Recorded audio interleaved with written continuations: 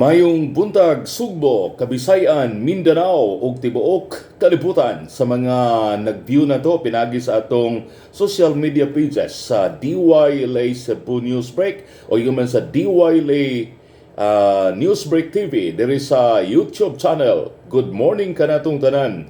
Kumusta mo oy karong buntaga adlaw nga Martes kini si June X na paliakan na ako nagpahiluna mga higala sa usa ka mabugnaw ug malayong dapit karong buntaga.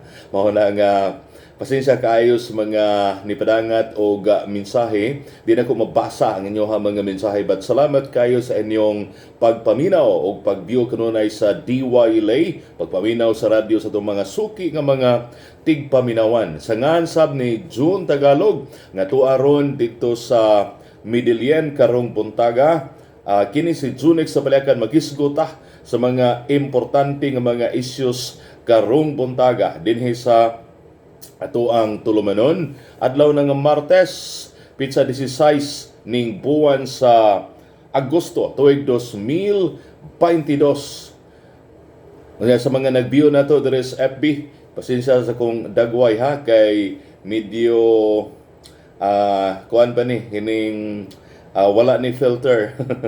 Manghigala, ako nang pahalipayan ang ato mga kaubanan sa Associated Labor Unions, Trade Union Congress of the Philippines, ALO-TUCP. Labi pa ang atong district office dito sa Dumaguete sa Negros Oriental. Pinanguluhan ni Sir Felizardo Filing Kalimpong o ingon man sa atong mga organizer sa ALO, no, sa malampuson kaayo nga certification election pinaagi ni sa mga sakop sa Bethel Guest House Employees Union dito sa Dakbayan sa Dumaguete dito sa Negros Oriental. Nakanha man ko aning Bethel Guest House dito sa Dumaguete. Okay, dako sad oy nga kining hotel o niya sikat ni nga hotel diha sa Dumaguete City sa Negros Oriental. Ug salamat sa mayoriya sa mga empleyado nga gusto nga maghimo og union.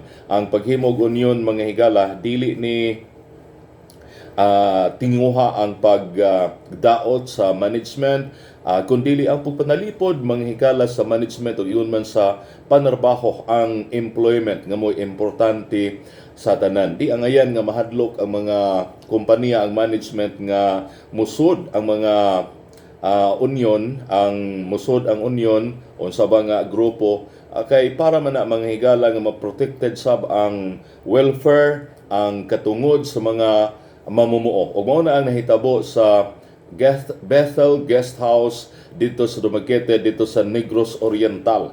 Pinanguluhan sa ato ang pango sa ALO Central Visayas, si Attorney Annalyn Demeterio Diego, ang ALO CVR head, una pinanguluhan sab ni June Tagalog, ug ingon man sa atong uban nga mga opisyales sa union diri sa ALO CVR, ang atong mga organizers, ang organizer dito si Edmar Patanggi.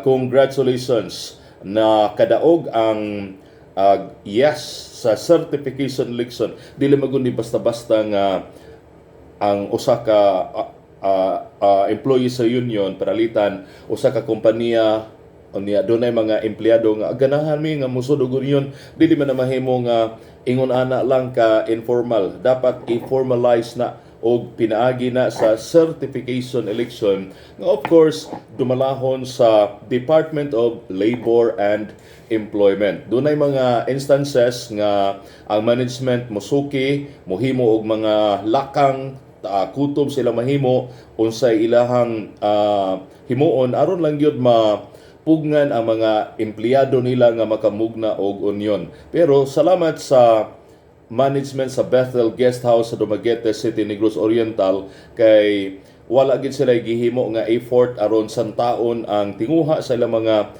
empleyado nga musud og union. Sa certification election kagahapon, according to Junti, dunay more than 80 employees nga niapil sa certification election og majority ang niingon yes aron musud og union. mga sakop na ni sa Bethel Guest House Employees Union, ALO. Kay of course affiliated man sila sa ato kahugpungan ng Associated Labor Unions. 48 ang niingon nga yes o niya ang no to union. 22 dunay usa nga spoiled vote usa matod ni sa resulta sa certification election kagahapon. Niya ang ALO Central Visayas nalipay kaayo niini og ang ilang pamahayag nagkanayon. Congratulations to our union officers and members led by President Fred Sousa sa Bethel Guest House Employees Union in Dumaguete City for winning the certification election. Our hat is off to you, to District Officer Felizardo Kalimpong and Organizer Edmar Patangi for the job well done. Let us continue to pray for the quick issuance of SEBA, then the CBA signing.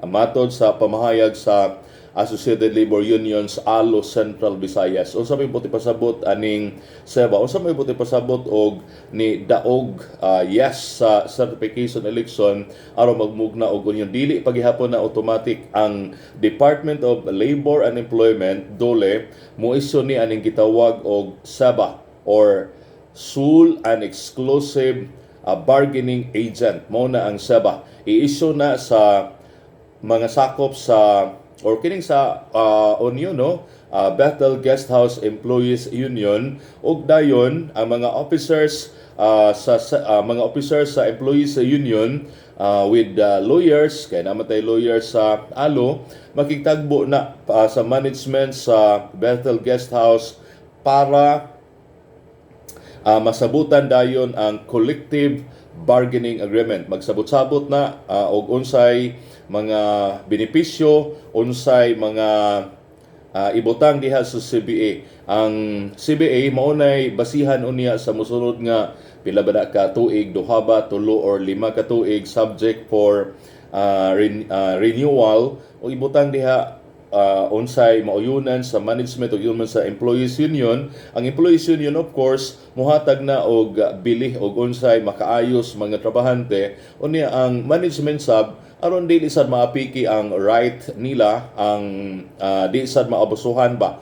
Muna nga dunay meeting nga himuon, depende na nila og kano sa ipatawag ang meeting, unya dito sabutan og unsa may sweldo ba increase sa sweldo nga ihatag nga every year dunay increase nga ipatuman, pila man ang increase or pananglitan muhatag ba og bugas labi pa karon nga lisod ang panahon muhatag og one sack of rice every month kana may example na ha depende na musugyot ana ang mo post niya na ang employees union o niya mo tugbang sab ang management nga di na namo kaya kautob rami ana. So depende na nila. So congratulations and God bless sa mga sakop sa Bethel Guest House Employees Union. Pinanguluhan sa atong presidente diha si Mr. Fred Sousa. Mayong buntag sa mga empleyado diha sa Negros Oriental og ingon man sa atong kahugpungan ALO District Office pinanguluhan ni Mr. Felizardo Kalimpong. And of course, congratulations din ni Attorney Diego o mga kaubanan diri sa ALO CBR o ingon man ni June T. Nga tuwa na sa Bron dito sa lungsod sa Medellin. Kaya nga ito mga kaubanan at mga kaigsunan dito sa lungsod sa Medellin, doon na sab sila'y kini situational problem dito naglisod sa intaw ng ato mga kaubanan dito ning panahon sa krisis labi pa sa kining pagsaka sa mga palaliton kinahanglan og support ang ato mga kaigsunan dito sa Medellin, particular sa mga sakop sa Bumedco. May buntag sa mga sakop sa Bumedco dito sa lungsod sa Medellin. Bueno, ari na ta sa ato mga hilisgutanan karong buntaga. Ako unang pangumustahon sa mga ato mga listeners, mayong buntag sa atong usual good silang Toro, si Brad Pitt, di lang mo magka-participate na ko Richard, si Alex, agwanta halagamay, si Ma'am Phyllis, si Tita Elaine, si Nanay Duding, si Ma'am Violeta Olganza, good morning nimo ma'am, si Sister Paul ug sa ingon man si Sir Pepe. Good morning ninyong tanan na naiason sa atong tanan nga mga tigpaminawan. Good morning, good morning, good morning ninyo. Unya, ang usa ron sa mga problema diri sa atong nasod ang problema sa asukar. Daghan na kayong nipingit aning problema sa asukar. Usa na nga atong tigpaminawan nga nagtrabaho sa Coca-Cola Bottlers diri sa Cebu, si Patrick Del Villar. By Patrick, good morning nimo. Iyang girilin ako kagahapon ang problema nila nga mga empleyado. Taliwa nining lack of supply sa asukar kay ang mga ingon ani ba nga kompanya sama sa Coca-Cola, mga Pepsi-Cola, uban pa kinahanglaman na nila ang sugar. Unsao man na ron nga wa lagi ambot og dunay hoarding nga nahitabo man sa dam establisar, kuwang gyud ang ato ang supply sa asukar. Mao na nga ang feedback sa ato mga kaigsuunan bisan ang atong technician si John Mike Suelio na man na nagpuyo diha sa downtown area. According to Mike Suelio kagahapon, ang mga soft drinks kunoy diha sa Gudan Kulon ug di lang ni diha sa Kulon, bisag sa asa nihit gyud diha sa Pier 1. Nangutana ko sa itong mga kaigsuuna at mga higala diha na man tindahan sila si Father Andrew Pamularco sa may Pier 1, sila si Seroli. Nagnihit gyud kabuang silang pangita sa supply sa Coke o uban pa nga mga soft drinks. According ni John Mike Suelio, soft drinks diri sa Kulon nagnihit, halos mga tindahan diri nga mga gagmay wa nay mga soft drinks, Coke o Pepsi. Dunay uban kuno nga mga tindahan nga naa pero maihap na lang. Ang kadaghanan lang kunong baligya sa mga tindahan karon mga mineral water. Ang uban dunay advantages o dunay disadvantages niini. Ang katong mga kita magud abusado kay ta sa atong lawas, naghinubra ang atong soft drinks. Kami di ay sa bago pa mi diri sa Diwali kami ni June Tagalog, pwede gid na mong kusuga mong inom og soft drink kay lami man ini ko magkaon aron pawa ba mo na murag gigamit bitaw nga pawa sa luod kay usahay mo kaon ta labi pa depende na sa atong sudan unya medyo luod-luoron ta mo nang mo inom dayon og soft drink. Unsa man nga soft drink available, Pepsi, Coke, unsa pa ba nang uban, Royal, unsa pa na uban nga mga brand no atong hisgutan ta ron patas ba. Unya makadaot man na sa lawas og naghinubra. Ang uban diabetes no unsa pa nang ubang mga sakit nga mamugna sa paghinubra og inom og soft drink. Karon ingon sila nga nunot noon hinaon ning mao nga sitwasyon, ang uban di na magkainom og soft drink so makaayo ra sa lawas. Pero sa mga empleyado sab sa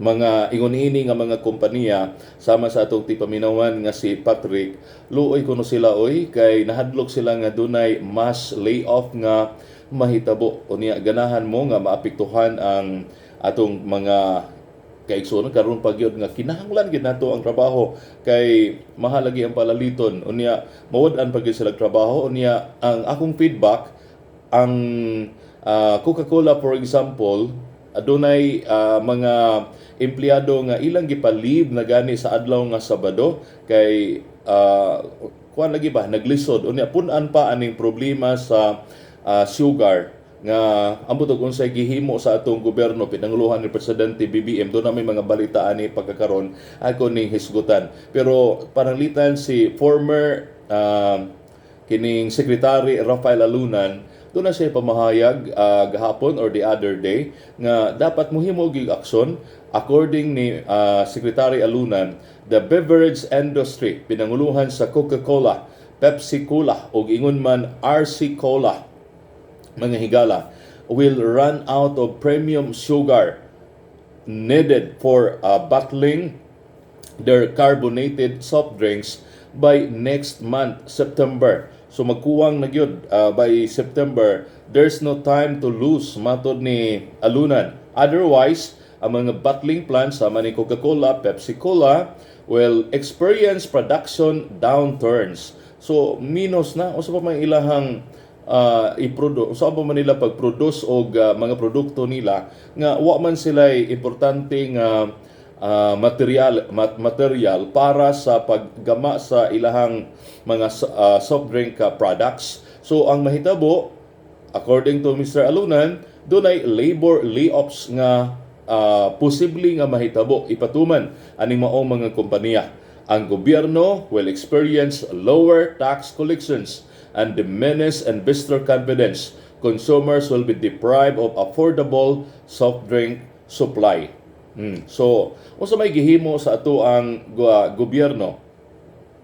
According sa mga balita kagahapon adlaw, nakigtagbo si President BBM sa mga stakeholders sa Department of Agriculture. Una man gud nga nilutaw nga ambot og nganong nagbuot-buot ang nananghid sa unta ang kining Sugar Regulatory Administration sa ilahang pagpagawas og resolution mao to nga anam-anam bayan ng resign na ang mga namirma sa resolution nga according sa Malacañang way kalibutan wa gi approval ba kang President Ferdinand Bongbong Marcos kay mo import ang tatag sugar bali og 300,000 metric tons pero wa man kalibutan si Presidente Marcos nakurat siya unang nasuko siya eventually nang resigning mga opisyal nga ni pirma mga signatories dining mao nga resolution. Pero kinahanglan ba gyud nga mo import ang atong nasod og asukar? According sa mga nanggawas nga reports, murag mapugos gid murag mapugos pero according gihapon sa Malacañang dili ingon ana kadaghan pero og mo import dapat paspasan kay di ba naingon ana nga dali kayo nga mo abot diri sa ato sa Pilipinas mulanat pa nagpila ka semana or buwan unsa may mahitabo aning maong mga kompanya mga bottling companies muundang temporarily sa ilang operation ug muundang ang mga empleyado nga nagsalig muundang sa trabaho unya nagtuo mong swelduhan na dili na sila swelduhan. So kinahanglan nga paspas nga mohimog aksyon ng atong gobyerno. According to this report, si Presidente Marcos discusses sugar supply with food manufacturers. So gisgutan, so meeting manghigala si Presidente Marcos sa mga food manufacturers kay dili ra man gid actually ang mga bottling companies mo na problema nini kun dili ang mga kompanya nga kinahanglan og sugar ba sa ilahang operation. So muna nakitagbo si Presidente Marcos. President Ferdinand Bongbong Marcos Jr. met with members of the Philippine Chamber of Food Manufacturers Incorporated in Malacañang kagahapon ni Lunes to tackle concerns over the sugar supply in the country. Matod ni Marcos sa iyahang post sa Facebook, we want the smooth operations of business and maintain job security for our countrymen in the fast-moving consumer goods industry. That's why we want to set a clear system and listen to increasing the supply of sugar. Matod ni Presidente Marcos nga gusto siya nga mopahiluna og klaro gid nga sistema aron mosaka ang atong supply sa asukar. Niadtong Domingo, si Marcos niingon ang Pilipinas might import sugar around October should the supply be depleted. Matod ni Marcos nga mahimong mo import kita og asukar karong Oktubre na kun ang ato ang supply wa na gyud pero wa na. Ambot og unsay report nga gihatag sa mga in charge nini kang Presidente Marcos nga kining unsa man moingon siya nga should the supply be depleted, so wa pa di ni ma-evaluate, wa pa di gid siya kasiguro og na deplete ba or wa kay should the supply be depleted, so wa pa may murag conclusion ba. The Philippines might import sugar around October should the supply be depleted. He stressed, however, that the amount would be smaller than the proposed 300,000 metric tons of sugar that he had earlier rejected. So dili ingon ana kadaghan niadtong 300,000 metric tons nga gusto sa mga sakop sa Sugar Regulatory Administration nga i-import, dili ingon ana kadaghan. girejecto ni President BBM ug mao lagi na no ang kontrobersiya nga namugna earlier. Kinamagud kunoy anomalya lagi sab ning importation mo nang og mangimporta dapat siguroon nga why anomalya, why makapangwarta. Specifically, he rejected Sugar Order Number 4 of the Sugar Regulatory Administration, which supposedly authorized the importation. Okay, the order, which was uploaded on the SRA website, should then Agriculture Undersecretary Leocadio Sebastian signing on behalf of Marcos. Si Sebastian napugos nag-resign kay usaon man na the Malacañang Palace denied having anything to do with the document, saying Marcos rejected the proposal to import more sugar. Kay ni gireject man ang President Marcos nga mo kuha og sugar ba mo import unya naunsa man is Agriculture Undersecretary Leocadio Sebastian nga mo mahinoy ni pirma on behalf ni President Marcos. Mao nang the other day or last week the other day nahibaw-an ni resign kini si Sebastian niya. Ang uban pa nga mga signatories anam-anam no nga ni hatag og resignation gahapon. Nakakita ko dahil laing member pero wala gi-cite ang issue may labot aning importation. Ang girason kay for health reason. Naistoryahi oy no mura ra lang na og kuan ba pag pawa sa kaawaw gibutang para kuno sa iyahang panglawas pero tinuod gud tungod kay nagbuot-buot man sila, nagila-ila lang nga desisyon nga mohimog importation nagtuong makalusot. So kanus aman mo import ang Pilipinas according sa mga nanggawas nga report by October. Sigon pa diri sa balita, the Philippines may import sugar around October. Sa ato nang giingon, maybe around October, the supply here in the Philippines may be close to being used up. So we may need to import but only a little. Kinahanglan gid kay paingon na ra ba October, November, December unya anang mga buwana kinahanglan kita og mga ingredients no sa pagluto nga kinahanglan sugar Pasko ra ba, di ba?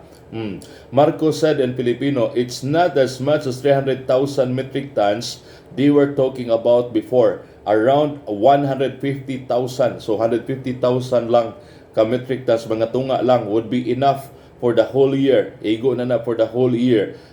Kaya naman sabtay mga kaugalingong production diri sa Pilipinas. That's why I think we were able to lessen the importation of sugar. Marcos had so muna background regarding aning maong kontrobersiya. Unya si Senador Zubere unsa may sulti sa atong Senate President regarding aning issue sa asukar. Kinahanglan ko no nga mawa ning anomalya kay according ni Senate President Zubere, ang sugar importation kickback mahimo kuno moabot og 600 million. Lisura. Grabihan no. Ano man ning mga tawhan na ing taon nga ug tinuod ni pero tinuod gid siguro ni kay Senate President gud na. Kickback from sugar importations may reach up to 600 million according to Senate President Juan Miguel Zubere citing his sources. Ug kay nakahibaw man ani Zubere siya mo Senate President man siya mo na istoryaha si President BBM og naa kay nahibaw-an nga mga taong involved niini. Kinahanglang di lang na kay parisaynon, padangtangon, kundi pa sa kaso. My dear colleagues, we were not born yesterday. I think most of us know that importation is a lucrative business, matod sa Senate leader atol sa plenary session kagahapon. Zubere said that according to his sources, authorities asked for tungpats, bribes, ngilingig ang termino no, tungpats or sa ato pa ning Bisaya siguro patong, mao day na no, binali. Tungpats, murabag ludi, idol, ludi, tungpats, patong or bribes, mangayo og suborno worth 50 to 100 pesos per bag of imported sugar. Tiaw mo na. 50 or 100 pesos.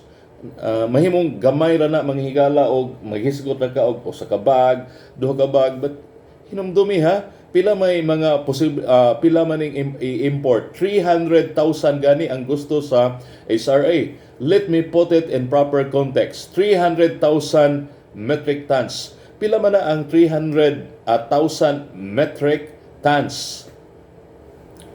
Kita kamong mga makamao sa math, mga engineering student, kay bawgid mo siguro og pilay equivalent niini. Pero according ni Zuberi, ang equivalent sa 300,000 metric tons nga sugar, pilang hibaw mo pila ka bags, pila ka sako? 6 million bags at 50 pesos per bag, ug ibutang talag 50 pesos ang tungpats matag bag, 300 million, tiyaw mo na.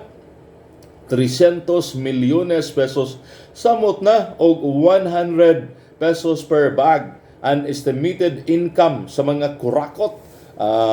600 million possible tongpats na matatanggap sigo ni Senador Zuberi.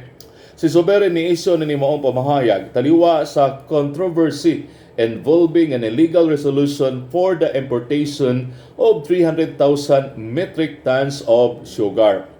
May I make a suggestion during our hearing? Can we do a systemic change in the style of the importation? Let's say Coca-Cola needs 50,000 metric tons. Give them the permit to import, no more, no less. Matod sa Senate President. So, ang kanang mga dagkong kumpanya, mao na atong pa-importon, unitagaan sila og permit.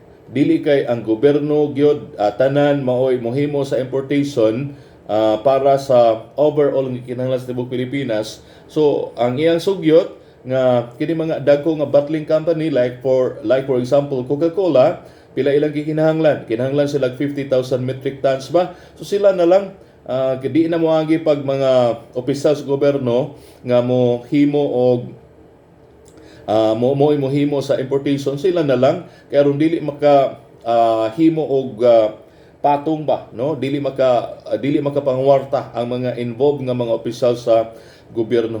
So, kung kasaligan pa lang gid unta ano makahasab ni nga mga opisyal, no, nga manapi man unya ingon sila change ni ato pa ning previous administration karon bag-o ng administration yan naa pa gid gihapon ng mga ingon niini, no.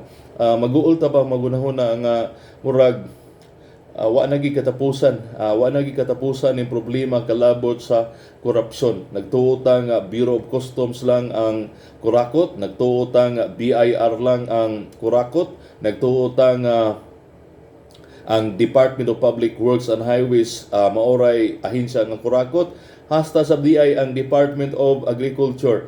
Unya mag-uol ta ning Department of Agriculture kay ang DA na diha, no, ang ilahang departamento ba, sila maoy in charge sa mga sektor gyud nga angayang tabangan, mga mag-uuma, mga mananagat og ingon man kining ingon ini, no, regarding sa sitwasyon sa atong asukar, unsa man ni nga grabe man ay korupsyon, unsa may himuon sa atong gobyerno niini, ato ra ba tong pasagdan ng mga opisyal sa SRA, pinanguluhan atong undersecretary nga ni-resign nga ato na lang tong wa naman anyway pasagdan na to dapat og naay basis gyud ikihan na to criminally i-charge na to kay aron managaming mga tawhana. So matud pa ni Senador Zuberi nga ingon ana na lang atong himuon abot pasugod ba ka President BBM niini og unsay mga unsa kay mga implications ni naabay mga legal implications, kung way mga legal implications ug kung okay ra ni siya biit atong ipatuman aron dili makasapi og malikayan nga ang atong mga opisyal sa unsa man nga ahensya sa gobyerno magkahimo ba sa korupsyon. Gi-raise ni Zuberi, are they creating an artificial shortage? Posible na.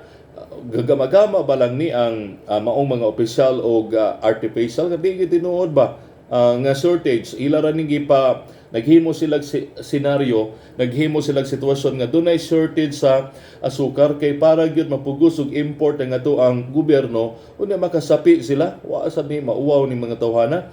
Ang masama nito, gusto pa nilang magpasok, mag-import pa matod ni Zubere. Ang kadaot ko niini gusto pa gyud sila nga mo import. Zubere likewise called on officials of the Sugar Regulatory Administration (SRA) who have been involved in the issuance of the illegal sugar order to resign. Dapat mag-resign mo og namoy uwaw, according ni Senador Zubere. He urged the Senate Blue Ribbon Committee to investigate the matter. Imbestigahan ninyo oy, imbestigahan yun. This recent fiasco has put the spotlight not only on the SRA's blatant disregard for the local sugar industry, but also on its bald-faced attempts to usurp authority.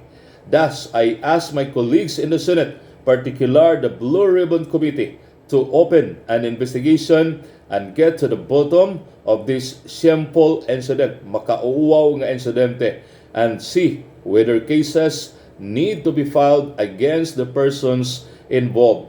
Let us investigate niini, matod ni Zubere, and let us find ways to build a better, more responsive, and more exclusive SRA sugon sa privilege speech ni Senator Zubere kagahapon. So, natribukar. Bag-o pa ang administrasyon. I don't know manghigala og na inherit ba lang ni President BBM ang problema sa Department of Agriculture kay napaman ni at least nga nabulgar ni sa earlier part sa administrasyon ni President BBM kay kung nakalusot ba ni unya tuloy-tuloy ni kay nakalusot sila permiro mo ingon man ni mga tawhana nakalusot ni President Marcos so ato ning himuon sunod hangtod no pero muna sa previous nga administration unsa man ay gihimo ingon ani ang gihimo sa previous nga Department of Agriculture unya nganong ingon si kanhi Presidente Rodrigo Roa Duterte nga iya gyud nga santaw ng corruption ngano man ni og na-inherit ni sa previous administration pero sagdi na lang no na tibukar naman ni sa pagkakaron hinaot nga ang correct nga aksyon himuon sa tong gobyerno aron managam kining mga tawhana kay og di ni why proper penalty nga himuon sa ilahang blatant attempt aron mangwarta wala no ang uban o kisa man ay ipuli mahimong musunod President BBM ug naa kay mga ipanudlo pa nga mga opisyal sa gobyerno tan-awa di lang ang ilang ability kundi ang ilahang background kasaligan ba ni mga tawhana. The SRA recently published on its website Sugar Order Number 4 authorizing the importation of 300,000 metric tons of sugar, but the palace later denied the document. Matod sa Malacañang nga si Presidente Marcos wala gid motugot sa maong proposed importation. Hinungdan nga gihimo ang investigasyon og miresulta sa pag-resign ni Agriculture Undersecretary Leocadio Sebastian. Ang lain daay nga ni-resign the other day, nakabasa ko sa balita, ang board member sa Sugar Regulatory Administration kini si Attorney Roland Beltran. Unya di man ni kay sila ra kisa pa maning uban. Ayaw mo pabagas naong oy pang-resign mo, ayaw mo paghuwat nga tagsa-tagsaon mo og kining hisgot i-identify mo pang-resign mo aron mahatagan og bag-ong mga opisyales kining SRA og di na in taon masubli kining maong insidente. Gawa sa Senado ang ubos Bible oranan posible sang mohimog investigasyon niini mao ni ang unang publicly gyud ba na bulgar nga anomalya aning bag-o nga administrasyon ni Presidente Bongbong Marcos. og salamat nga natribukar ni. According sa balita, ang House of Representative musugod kagahapon silang inquiry sa Sugar Regulatory Administration supposed approval of the importation of 300,000 metric tons of sugar which President Ferdinand Marcos Jr. nullified. Minom sa tagtubig kadiyot ha kay medyo uhaw.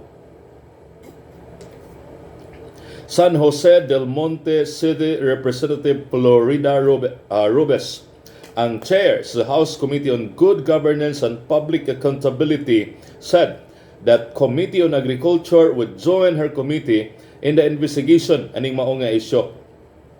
We expect to be enlightened on what really it transpired so that we will be able to make informed decisions on the matter, matod ni Robes. Adding, good governance requires transparency and accountability. Correct.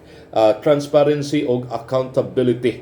O hinaot nga ang kining maong mga puong, di lang ni kay madungog nato sa baba sa atong mga opisyales o sa mga ahensya sa gobyerno, kundi makita gyud sa gobyerno ang transparency.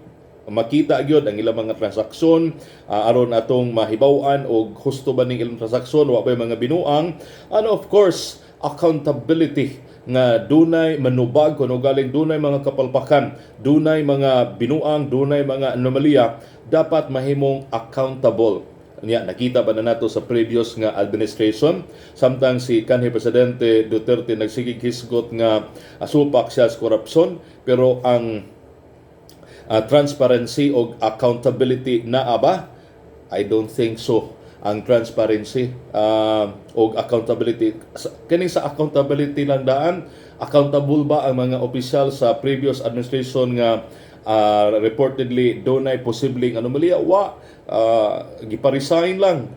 Di na nato balik-balikon mga higala o kinsa ni mga tawhana, no? O unsa nga mga departamento, pero kahibawan naman mo kinsa ni mga tawhana before nga dunay mga dagko kayo nga posibleng anomalya sa ilahang ahensya, pero ang sekretary, ang pangu sa opisina ni-resign, awa na. Unya naabay investigasyon, ingon nga ombudsman na lang ko nang giingon nga ang ombudsman ay bahala ana. Unya naabay aksyon ang ombudsman, awa ta kadungog mo na giingon nga mura nilag ilubong sa kalimot ang tanan. Unya ilubong sa kalimot ang kwarta nga nasuik nato mga tawhana, tuan na nila kitang mga tao in taon mo'y naglisod, kita maoy naapiki aning ilahang mga binuang.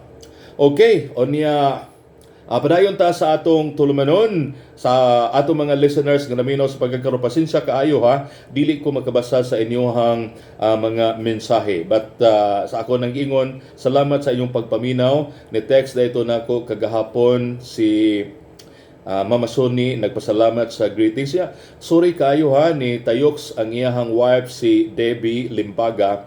Nag-birthday sab di ay kagahapon. Ako na lang i-belated ang akong greetings ni Ma'am Debbie Limbaga, asawa ni Tayoks Limbaga diha sa Basak Pardo nga nagsaulog sab sa iyang adlaw na tawhan. Ma'am Debbie, happy birthday, belated happy birthday. Og sa tanan nga mga nagsaulog silang adlaw na tawhan. Si Romboy sab, may buntag nimo Romboy, do na siya gipadangat nako nga isyo, may labot ni sa simbahan diha sa Santo Rosario. Reklamo siya kay dako kuno kay gipangayo ang simbahan diha sa mga mugamit sa CR mangihi tag 10 pesos. Ingon siya nga grabiha sana oy, ang pliti karon sa jeep tag 11 13 pesos og mosakay ka sa modern PUJ unya back and forth pila na 20 pesos kapin. Unya ang diha sa musimba ka diha sa Santo Rosario 10 pesos. Unya ang mga elderly ra ba kay usahay manghihigala kanunay manghihi, so kaduha bayad tag, actually ang gitermino kuno dili kuno bayad, donation. Wa pa ta kadungog sa tubag hinon sa taga Santo Rosario niini kay wa pa man ko makapangutan na, pero mutuo ko aning Romboy kay magbinuang man ni sa Romboy unya taga diha man ni sa dapita diha ni tigsimba siya diha sa Santo Rosario. Muna sa mga pari nga naminaw na to sa Santo Rosario, basig na sila siguro purpose ani kanang usually kining sagad ani basig na ay project nga intended, pero ang ako lang nganong naamay simbahan pag yun unta ba nganong butangan man og limit og donation donation dili ka mag-set og kining limit nga mao gid na 10 pesos niya dako ra sad ng 10 pesos kay gani panalitan diha sa awa ko kahibog ni increase na baron, pero kanang kananan diha sa puente ba kanang Larsan for example kanang mo mangihi ka diha ani adto burag tag 5 pesos raman siguro no ana gani uban nga mga public toilets nga pabayron ka og 2 pesos kana importa para maguna sa maintenance ba. Importante man na kay magsuldo sa bayata sa kining mag-maintain sa comfort room. Importante man na ang kalimpyo nga dili mo baho unya daghan mang mogamit, so mao na nga pabayron lang or naay at least naay kwarta nga musod para sa gamiton sa maintenance, ang gamiton pa sa pagpanghinlo ni isweldo sa mga personnel. Pero kanang sa Santo Rosario di na ko kahibaw og para unsa na nila. Ako lang ning gi-raise kay basig nakadungog ang kaparian diha na si Dr. Bulisar naminaw man ni nato iya ning mariling adto nga naay ni reklamo nganong dakuan na siya si nunuhaw na sa ni didto naman ni siya nag-serve diha sa Santo Rosario. Iya nang ma-raise kanang mao nga isyu ngadto sa mga nagduma diha sa Santo Rosario Parish. Di na ko kahibaw og kinsay mga nagduma diha no, kisay mga pari diha sa pagkakaron. Anyway, mayong buntag ninyong tanan. Yan na pag-isumpay sa sige, kuto na lang ta atong isyu sa asukar. Mao na lang to og hinaot nga mahatagan og aksyon sa ato ang gobyerno headed by President BBM. Unya, unsa may uban nga mga balita diri sa ato sa Sugbo ug ingon man dito sa ato ang sa ubang bahin sa nasod. Diri sa Masbate dunay cargo vessel in town nga ni capsize na lunod. The Philippine Coast Guard nakaluwas ni og 16 ka mga pasahero gikan sa cargo vessel that capsized at Ragay Gulf sa Burias Island in Masbate. Niadto pa dining Domingo, pero gahapon pa na report matod sa Philippine Coast Guard, ang ilahang Coast Guard Station Commander nga ang barko gikan ni sa Camarines Sur Province. It was heading for the coastal village of San Jose dito sa San Pascual Town dito sa Masbate. O salamat kay na rescue ang mga tripulante. Wa intay mga casualties ba. Salamat mo ng atong iampo ning atong mga seaman, kini mga seafarers nato kay dili ni sayon sab ang ilahang trabaho. Na sila'y risgo kanunay kay nabiyan sa dagat nagbawr o naay problema sa ilang barko or kahadunay daotang kahimtang sa panahon o peligro gyud no nga dunay mahitabo nila. Okay, arita sa uban ng mga balita atong hisgutan. Agoy kaluoy ang Department of Health ni angkon nga dunay 20.6 million nga COVID-19 vaccine ang nasayang lang. Tiyaw mo na 20.6 million. Pila may worth kaha niini o niya kining kwartaha dili kuan man ni ang atong previous administration nagsigi man og panghuam og kwarta para palit og bakuna, so ato ning bayran eventually sa umaabot COVID-19 vaccines that either expired or remain unused niabot og 20.6 million doses according sa Department of Health. Mao na nga pagpabakuna na motoro kay sayang nga aning mga bakuna nga mo expire. Health Undersecretary and Agencies Officer in Charge Maria Rosario Vergere said the number represents 8.42% of the country's total procured vaccine as of August 12 this year. So, pila ni ka porsyento sa gipalit na to nga bakuna as of August 12 karong tuiga? 8.42%. Anya giingnan man ni si Berhere nga naunsa man mo Department of Health nganong giunsa man ninyo paghandle ang ato ang bakuna nganong daghana man na ang ni-expire. Tiyaw mo na og pilay equivalent ni ini, wa man ni gibutang og pilay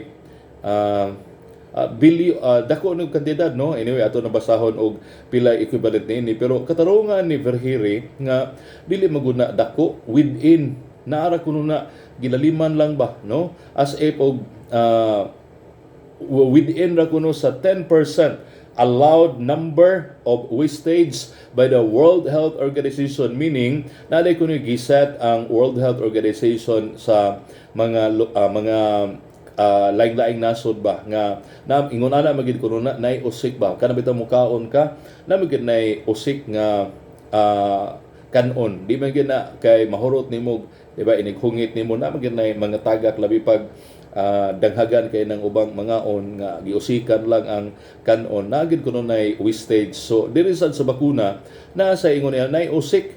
So 8.42% okay ra kuno na kay within na sa allowable gitugot nga usik sa World Health Organization 10% sa total nga gidaghanon nga gipalit nato nga bakuna. Ang usa may rason sa mga usik nga bakuna naglakip ni sa date of expiration. So, ni-expire na. Nganong namalit man ta og dali nang mo expire nga mga bakuna. The vaccines container kinisad hinaot nga wala ni anomalya. Moro na ang atong pagampo nga di lang unta ni tungod sa anomalya.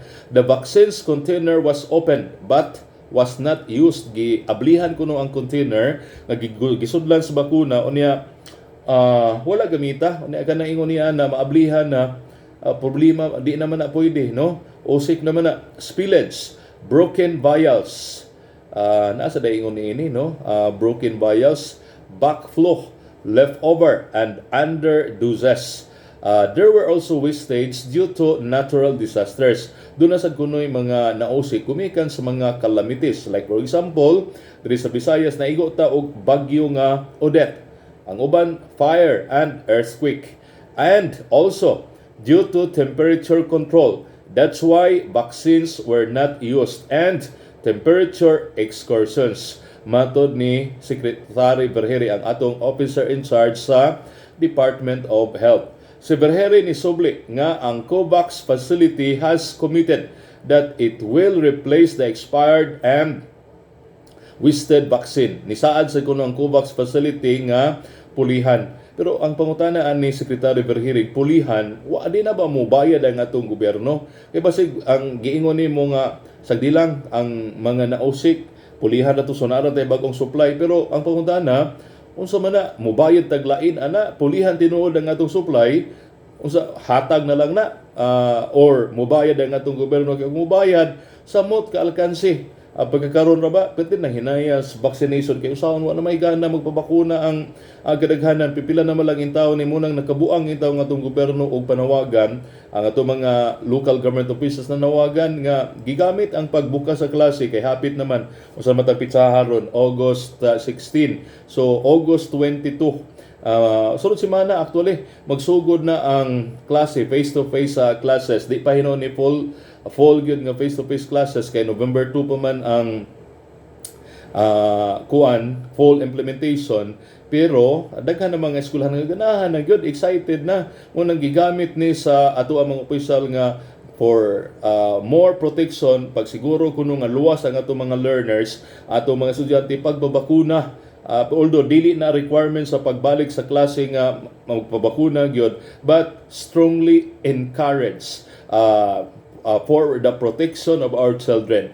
So pila man gyud ang nausik according to Senator Risa Ontiveros ang wasted kuno nga bakuna makapanglingo-lingo ka og unsa kadaghan unsa kadako ang kantidad tiaw mo na og tinuod ni 5.78 billion pesos. dapat unta ang Department of Health nihatag og kada mo ingon sa Secretary Verhire nga sagdilanggod kay nasudo man na sa 10% sa allowable nga OSIC base sa system sa World Health Organization, pero pila may total amount ang Secretary Verhire wa mag-mention sa Verhire.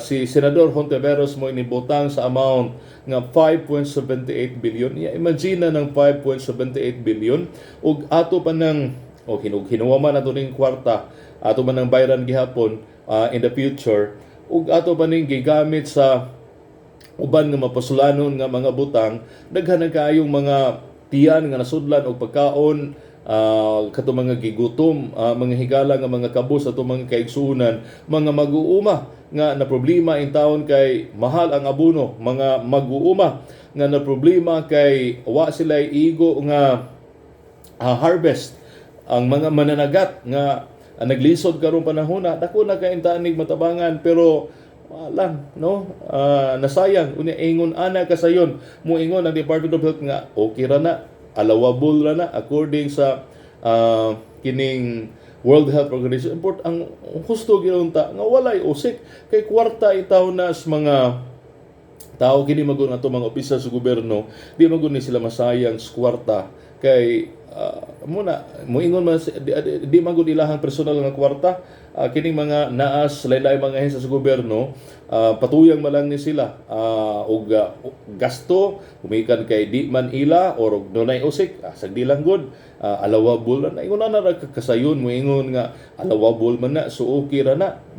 So malaking halaga ito matod ni Senator Risa Hontiveros. Dako gyud kasi hodang procured o donated, mas nakakahiya sa mas mahirap at nangangailangan pang bansa, matod ni Hontiveros. Verheire's assurance that COVAX will replace the expired vaccine is not enough to end the discussion on the matter. Matod ni Hontiveros, what is needed, she said, is to find ways on how to prevent the repetition aning pagkasayang pag-usik sa bakuna. Hindi ba't may vaccine czar and interagency body tayo na nangunguna at nangangasiwa? Pero here we are, problematic at inefficient vaccine administration. Moving forward, sa ngayon, what are the drivers of vaccine wastage? At saka, what are the plans to prevent niini? Matod ni Hontiveros, unsa may mga plano aron mapugna ni? Matod ni Hontiveros, Verhire in response said, part of the measures that they will take to prevent a repeat aning pagkausik sa bakuna is to no longer procure additional supplies until the end of the year. Di na kuno mamalit pa og dugang supply given the sufficient supply for their intended recipients. So daghan na gid tag bakuna ron adiri sa Pilipinas. Ang problema na lang ang mga tao nga awa nay pagpagabana ang uban kay ganahan ang mo move forward. Sama ni Toro nga kaybaw kung naminaw nato karong buntaga, kaybaw kung ganahan na gid siya ba nga mo interact sa dilang pugong ilang no, maka-interact lagi mo na ko puhon karong Huwebes. Based on our estimate, with first and second booster shots and based on uptake vaccines right now, we will have enough for us to reach out our targets. We don't need to procure more this year. So di na kuno ta kinahanglan nga mamalit pa og dugang karong tuiga kay igo na tag supply magamit sa first og second booster, kay naa naman ta sa kanang booster pagkakaron kay pila naman ta ka milyon ang nabukunahan hatagan sa first og second dose. Karon human manghigala sa preliminary doses nga first, di ba? Sa una kabuang gid taon ta. Uy, magpa first dose ko. After 30 pila na? After 2 weeks or 3 weeks, after 3 weeks day, no? Labi pa sa Pfizer, magpa second dose na ta. After na lipay kay ta kay uy, wa na fully vaccinated na ko, pero eventually niingon manghigala nga to mga health authorities winning nagkuanday kuno no ni anam og kawagtang ang epekto diha sa tong lawas mo na kinahanglan og booster. At first naghisgot lang to manghigala og papa-booster na mo kay aron mubalik ang kalig-on sa imong lawas no, para ma-protected mo against COVID. But eventually kinahanglan na sa ng second booster murag wa gini kahumanan. So first and second booster. After ning second booster, unsa naman say sunod? Unsa na may sunod? Nanay third booster o unsa man sa kay ingan nato ani aron maengganyo gid ang ato mga kaigsunan nga magpabakuna. The remaining COVID-19 vaccine stock of the government will be sufficient until the first quarter of 2023. So taas-taas pa ang gidugayon sa tupapitin daghana giday ang napalit sa ato ang gobyerno, ang kadaghanan ani sa previous administration pa. Daghan kay sila bakuna nga gipamalit. Hinaot nga why naka-tungpats ani sa termino pa ni Sir Zovere. Hinaot nga why tungpats ani per dose no sa bakuna, di ba? Kay uso na bagid kay ning naay tungpats according ni Senador Zovere. Unya kasaligan ba ang previous administration sa Department of Kinis Verhiri hinon wata kaila ni niya. Pero mutan-aw ta ni niya di magid hinon ta maka-judge ug unsa pinagi sa ihang dagway pero sa una sa akong impresyon ni niya medyo kasaligan unya babae manggod ba no, pero wa man gid na sa gender manghigala kasali nga og babae kay kasaligan og lalaki kadili kay og maghisgot ka og kining kasaligan ba dili depende magud na sa tao maginadi man na sa gender sa magud sa magtiayo no. Moingon sila nga kadaghanan kuno sa mga liwa kanang dili loyal sa iyang kapikas ang mga lalaki mga bit ba, pero ngano man di ay why mga babae nga mga bit na gihapon wa lang ta kahibaw og unsa kadaghan pero mao nang maghisgot ta og kasaligan di gid na mo matter ang gender. But I hope no di man ni permanent nga secretary sa Verheri og mahimo magani siyang permanente nga secretary of Department of Health, hinaot nga tarungon nila ang pagdumas diha sa Department of Health kay kadto sa Secretary Duque ang atong previous nga kalihim sa Department of Health. Kuha man to questionable magud ang iyang credibilidad. Mao na nga magduda ta og kining ingon ani kadaghan sa bakuna nga na-procure nga ang supply kuno muhangtod pa sa first quarter of next year. Wa ba kay tao ni morning daghan kay napalit ilang gi dungan-dungan ang pagpamalit sa mga higala kay naitong patch ba kana ato lang ng kuan pangagpas panghinaot unta nga dili na mo'y rason og ang tinuoray nga rason og nganong namalit sila daghang bakuna para ra gyud sa proteksyon o kayuhan sa mga Pilipino.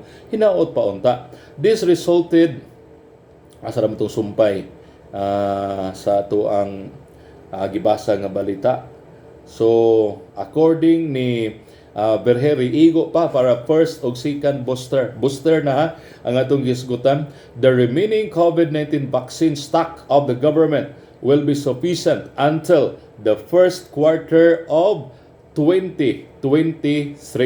More than 90% of the country's population already received the first 2 COVID vaccine.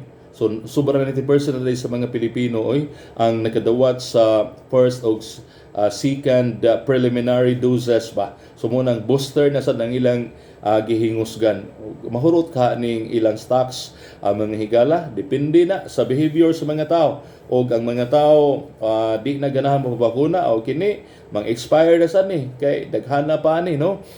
Gitan-aw ba kanin nilang Verheri og kining ilang supply nga mahurot sa first quarter. Ang ako lang og first quarter mahuman unya ang expiry date na sa mga November. Nya moingon na sad ni sila nga ay manghangyo ta dito sa World Health Organization nga i-extend lang ang validity niini no.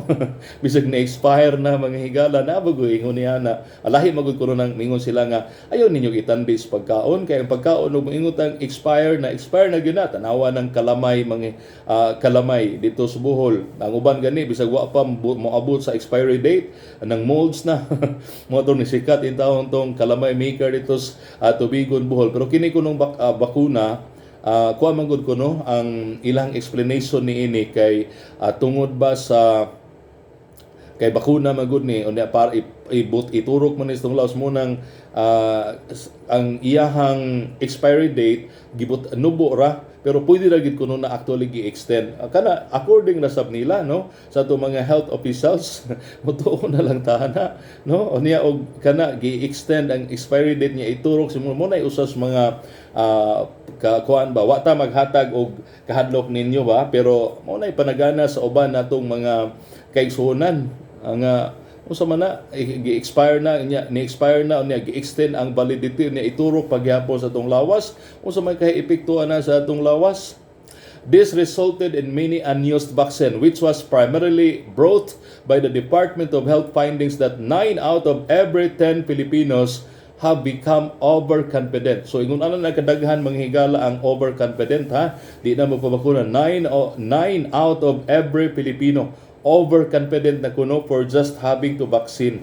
So siyam sa matag na po ka Pilipino kumpiyansa na kay nahumana ang first two doses o kumpiyansa na sila o di na magpa-booster. Others are practicing other COVID prevention measures. Some believing that have a healthy immune system already. So ang uban nagtuo nga lig-o na ang ilahang immune system not being part of high risk.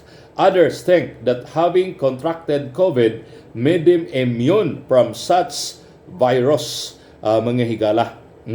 Others refuse to take the booster jab after experiencing side effects from their first 2 shots. Booster shots are not a work or school requirement and employers do not provide a leave for COVID vaccine effects, mato de Berhere. So unsa may mga factor kuno nganong ang mga bakuna karon kato mga nang expire ba wala magamit kay una daghan ng dili magpabakuna kay nagtuo silang igo na tong first 2 doses di mo na di na mapa-booster ang uban nagtuo nga taas kayo sila og kumpiyansa sila kog galingon nga lig-on ang ilahang immune system unya ang uban nagtuo nga ang bakuna nakaapekto nila sa ilahang naay mga side effects mo di na ganahan mo pa booster ang uban niingon nga okay ra kay di man school requirement.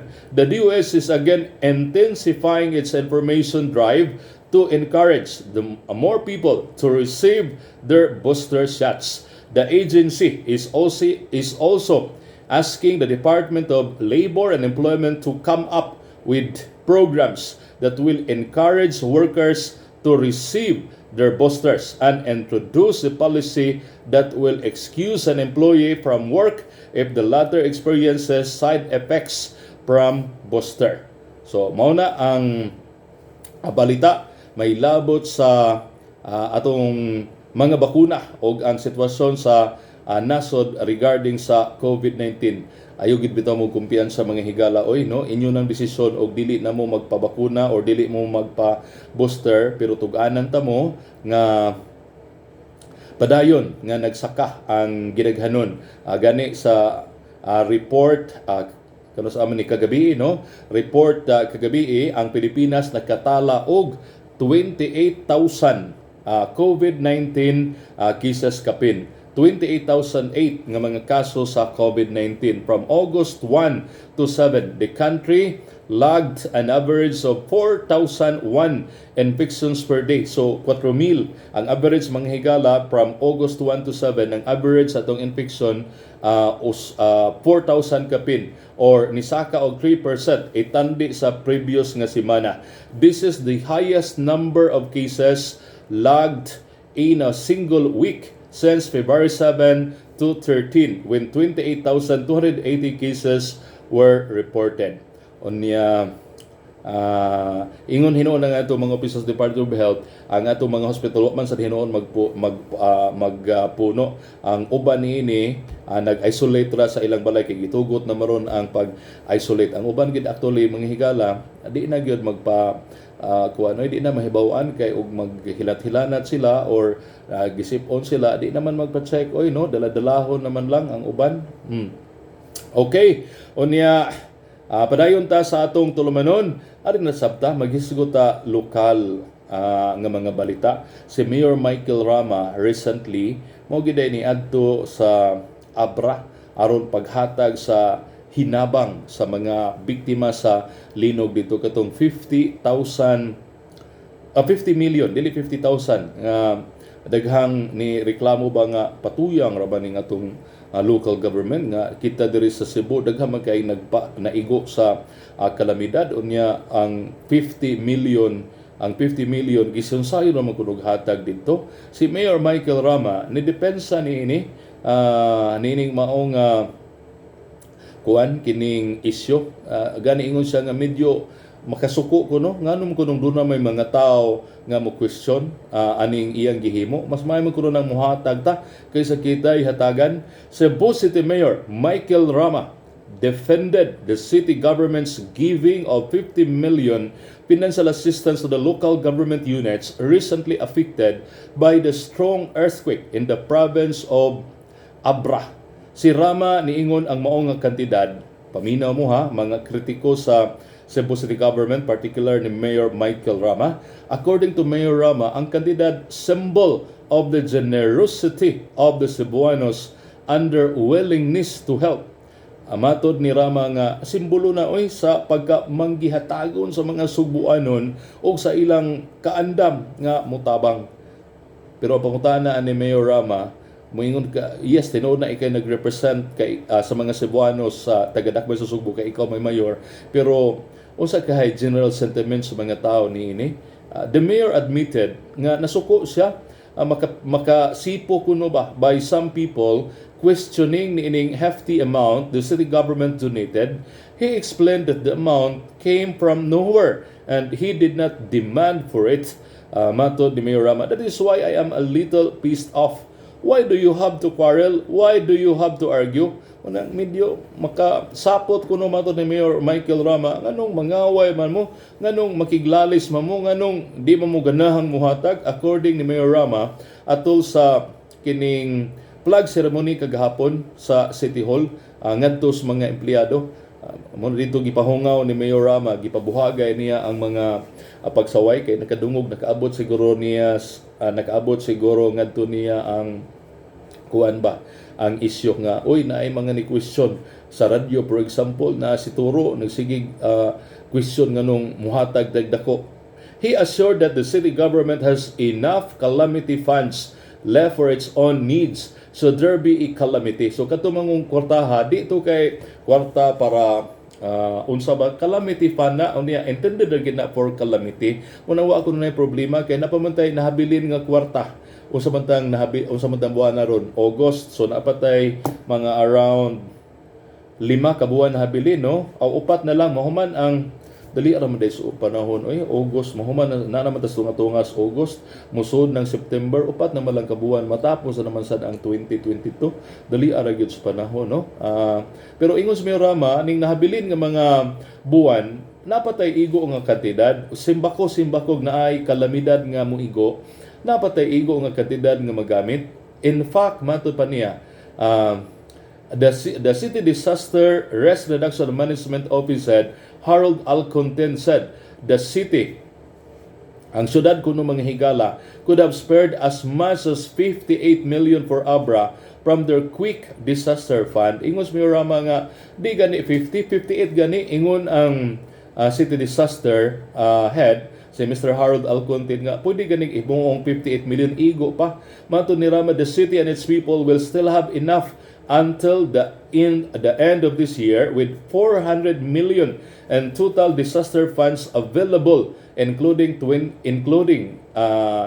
2022 budget. So naapa kuno tay nahabilin hangtod sa pagtapos karon tuig napatay magamit napatay mga 400 million pesos. Muna Mayor mahinaot nga watay kalamidad nga kinahanglan og dako nga kantidad nga itabang kay kog simbako naay kalamidad di ta giingon nila nga atong kahoy kay puwira mahitabo ba. Pero di man gud magkatag-an sa panahon kay di man kita mo nagkontrol sa panahon ug naay mga kalamidad nga moigo bagyo baron or kining linog unsa pa diha unya magkinahanglan og dako nga kantidad kuwang tag kwarta, pakilimos tas uban kay importante nakatabang sa tas uban. Ay mo na maging siguro na manghigala nga bisag tabangunon ta, mutabang pa sa dito sa uban. Ang pangutanan na lang og wa ba maghinubra ang 50 million. Pero according ni Mayor Rama, ngano mo argue man mo, ngano masuko man mo, ngano manaway man mo nga naa pa man tay kwarta, your mayor o paminaw ha. O say reasoning ni Mayor Rama, ayaw mo kabalaka. Your mayor is a calculating man. Your mayor is a calibrated man. And I take risk and I make move with calibration. So kanang I make move with calibration sa to pa kining kuwan gid ba gi plano gitanan ba no. The mayor is a calculating man. So iyan ang gi-calculate daan no. Wa pa gid ni mahitabo, iyan ang gi-calculate og unsay posibleng mahitabo, unsay senaryo. Your mayor is a calibrated man. Iyan nag-calibrate daan. And so nang nirisgo siya. And I make move with calibration. Rama said he is thankful to the members of the City Council for approving the 50 million assistance to Abra, even if 2 of the councillors abstained from voting. Dako kay kog pasalamat sa siguni ang panlungsod nga wa ko pakauwawi taon na nangayo kog 50 million ilang giaprobahan pero naay nag-abstain, wa man ko mabungat anang 50 million from out of nowhere. That's not my 50 million. Correct, Mayor, dili ginaimo ang 50 million. That is, so diin man kuno ng 50 million, that is the heart of the Cebuanos to people out there suffering and their souls been battered. So kini ko nung kwartaha gikan is kasing-kasing sa mga Subuanon ngadto sa mga tawo nga naglisod, nagantos. Matod ni Mayor Michael Rama, when the foundation is destroyed, it is the soul of the local government unit. Rama also reminded everyone that it is good to be giving, then we will be the one receiving. So timan-in ninyo na ha, katumang nga nanaway, importante nga kita mo manghatag kaysa kita maoy hatagan. Pero ingon sad ang mga pilosopo nga mas maay gud na nga di na ta kinahanglang hatagan pa, manghigala nga kipabulta nga mubarog sa atong kagalingon og simbako na atay problema sa kwarta.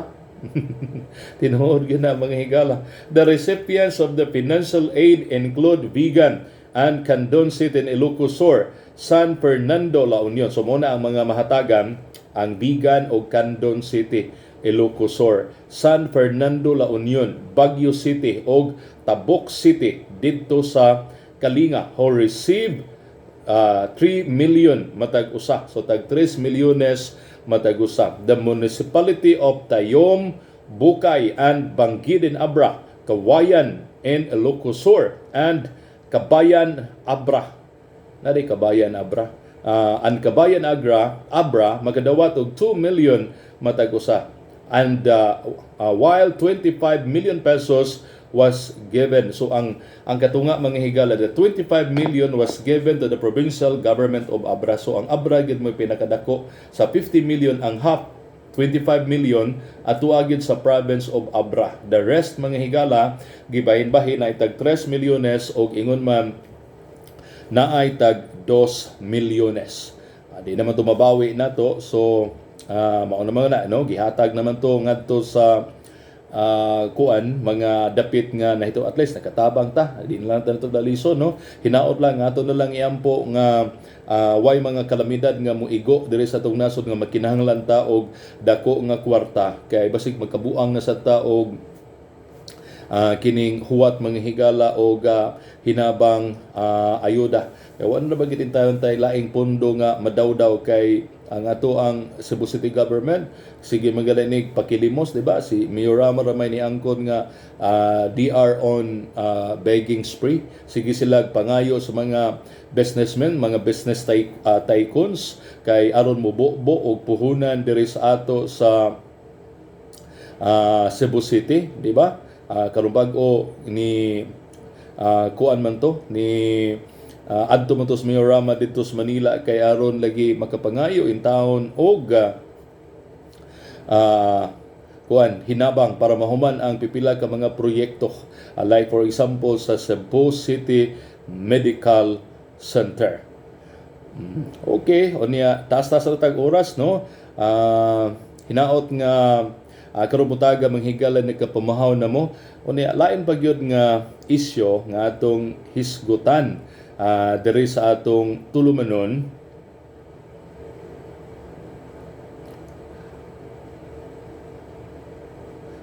Regarding sa mga tao nga naapektuhan sa clearing operation, hatagan na kuno sa Cebu City Government og temporary shelter kadtong mga naapektuhan sa demolition. The Cebu City Government is set to purchase container van, mamalit na sa tag container van, which will serve as temporary shelter for those affected by the clearing of structures within the 3-meter easement of the city's waterways. This was disclosed by Attorney Jerry Carillo, Chairman of the City Disaster Risk Reduction and Management Council. Carillo said this container van will be placed on a 5-hectare lot at the South Road properties. So mga namuyo ani mga dapit nga gi-demolish o paingon pang ipang demolish adto mo papuyon sa SRP na 5 ka hektarya diha, di lang ko kay buga sa dapitan ni sa SRP, basta 5 ka hektaryas unya container van ang inyong puyon pagkainita ani container van. Awa man ni bintana ang container van. Pwede siguro ni gamaan og bintana, no? Pwede ba ni buslutan aron himuong bintana basin og pwede. He earlier unya na kinahanglan kining electric fan kay sa man ng container van og init kayong panahon niya nasa SRP agoy pagkainita ni. He earlier said that the city government is serious in the clearing of the structures within the 3-meter easement of the river, which is also among the directives of Mayor Michael Rama, who is aiming to transform Cebu City into a Singapore-like city, mga higala. While the city is yet to buy the container van, Carillo said that those affected by the clearing operations ipahilo na una sa mga eskwelahan time sa kay murag giubota. He however said that they are fast tracking the bidding process for such purchases so that the affected individuals and families could move dito considering the return of face-to-face classes is about to start. The city allocated at least 60 million for the purchase of 200 ka mga container van. Carillo said that it was supposed to undergo bidding but the election ban came so it was not postro. Among paspasan ang bidding nga ipahigayon, nag-allocate na tagkwarta para sa container van but ang challenge there ang bidding nga paghimuon. Konsehal ang ako lang hangyo sab nga naatay transparency aning pagpamalit nga ingon niini, no? Kay although musalig ta ninyo pero importante magid na nga makakita ang mga tao sa kuan ba inyong transaction. Unta transparent mo niini nga mga why question kay sa ato sa pandemic, daghan kay mga question ng mga tao sa mga transaksyon sa Cebu City Government, pangluluhan pa ni adto ni anhing Mayor Edgar Labella og ni kanhi Vice Mayor Michael Rama sa ilahang administrasyon kaniadto. Daghan kay mga question regarding sa pagpamalit sa bugas nga ditso-ditso lang ba, no? Unya pamalit og mga sardinas, unya nay mga pangutana nga nganong mura man ig overprice hangtod karon wa ba gid matubag tong mao nga pangutana. So kini mga container van sa giingon na ni Sir Soveri ang mga transaksyon manggod labi kuwang og transparency na ay posibilidad mga higala nga na ay tumpats o kahagi paboran ang nakadaog nahibaw mo anang bidding kahibaw naman na sila unsay mga paagi, no? Mo na nga importante unta manghigala nga naay transparency nini aron wa nay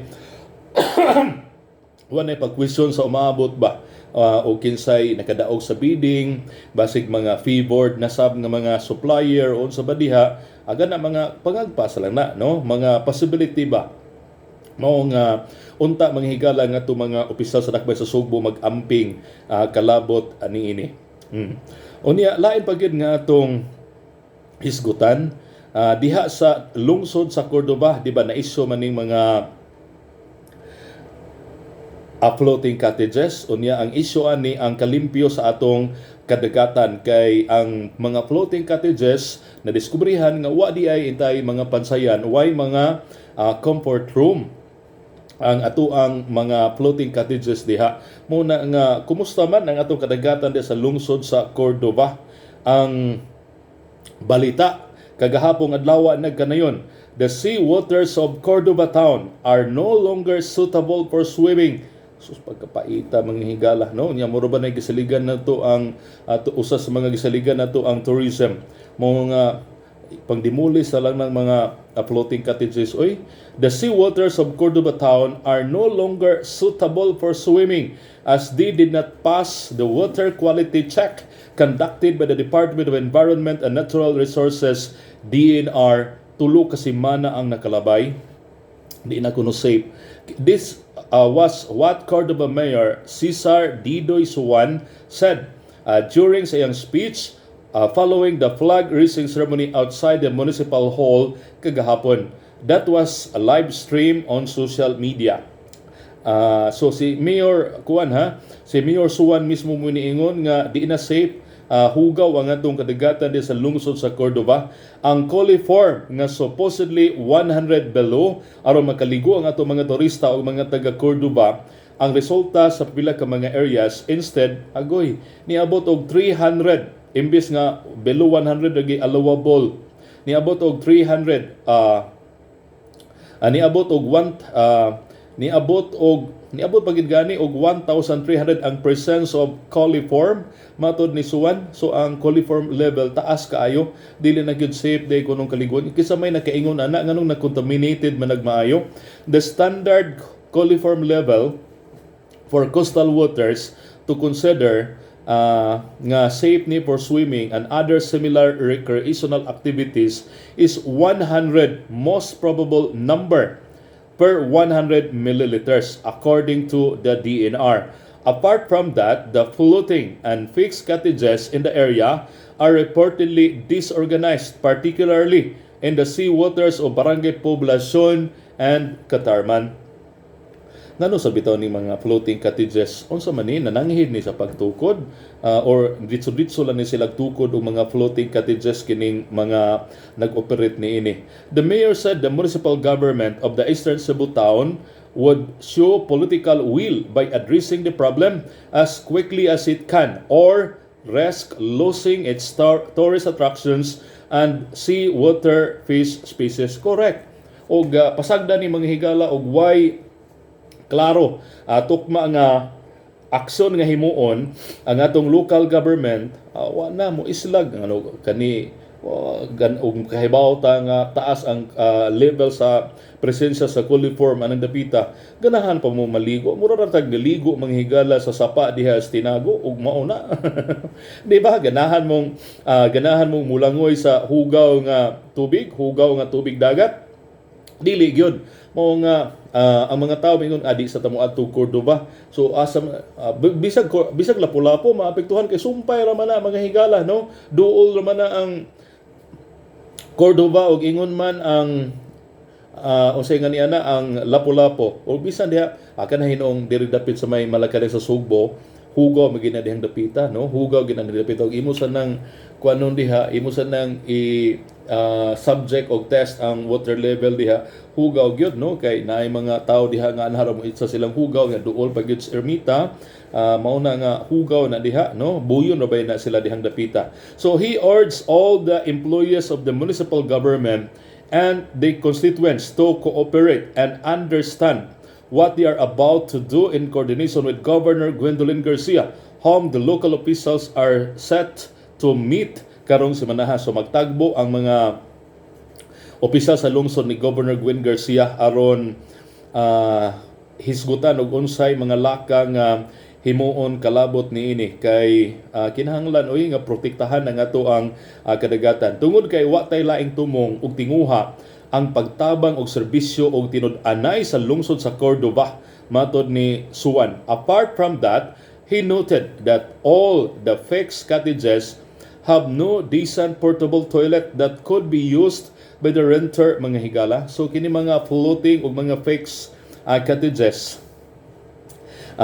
manghigala, why dissenting nga portable toilet? So ang uban siguro manghigala nagbutang-butang lang og CR, pero asa ang hugaw paingon dito ra gihapon sa dagat. Nga Mayor Suwan, di lang ang mga floating cottages ha, bisan na mga pambot nga gamiton sa island hopping daghang man diha nanukad diha sa lungsod sa Cordoba. It's sab na oy kay ang ilahang mga ang ilahang mga o ang ilang kasilias ba, ang ilang kasilias kanang mga mugamit manghigala sa mag-island hopping, mga bangka nga mahal na barog abang according ni Kain tag 7,000 man day kuno ni pagkakaroon no ang tibok adlaw nga mo abang ka para sa island hopping. Although lingaw gid hinuon, pero nakasuway ko mga higala in the past nga nag-island hopping, magpugong-pugong kagyud in taon kay usaon man na nga naa kunuhan sila pansayan, pero sort of mura bitag ilisanan ra nga ganang naay murag square diha ba nga anaha ka musod didto. Mangihi ka ditso ra didto unyag labaw pas ihi imong himuon aw ditso ra gid gihapon sa dagat ang mga isda mo mabulahan pagkapaita. So ang tanan nga mga floating cottages do na tuoy toilet matud pa ni Mayor Suwan, pero siguro napulo ra ka tawo ang magagamit inighuman mapuno na. Asa naman aso naa gid ay manghigala, asa naman sabto ilabay inighuman mao na ang problema. Bisig mo adto na ito sa law niya dito ilabay. He invited the owners of fixed and floating cottages and stall owners at the temporary public market to a meeting on Wednesday afternoon, August 17, at the sports complex with Garcia and officers of the DNR, Philippine Coast Guard, Philippine National Police, Philippine Navy, Department of Tourism, Department of Health, and other concerned agencies in the province. He said they will discuss what to do with the seawaters that has provided the town with the tourism o ingon man sa supply sa isda. Si Suwan ni issue siyang unang executive order diha sa Cordoba niadtong July 5 nagdili sa pagtukod og dugang mga illegal structures sama sa mga floating cottages along sa legal easement zone and within the town coastal areas. He issued the order after he received a letter from the DNR concerning the floating cottages that have been operating in Barangay Poblacion and Catarman, as these areas are considered no-build zone, mga higala. This was supported by Garcia as she ordered an immediate stop to the further construction of illegal structures like floating and fixed cottages within the foreshore area, mangrove zone, public beach zone, and municipal fishing zone of the municipality of Cordoba.